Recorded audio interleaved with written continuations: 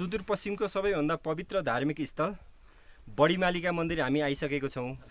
त्रिवेणीबाट हामीलाई यहाँ आइपुग्न 4-4.5 घन्टा त्यस्तै लाग्यो। आधा बाटोसम्म खुलेको मौसम थियो, आधाबाट यसरी हुसे लाग्यो र यहाँको दृश्य त्यति राम्ररी हामीले राख्न सकेनौँ। अत्यन्त पवित्र यो धार्मिक स्थल बडीमालिका मन्दिर 4200 मिटर हाइटमा 4200 मिटर उचाइमा रहेको यस मन्दिरमा प्रत्येक वर्षको जनै पूर्णिमामा विशेष पूजा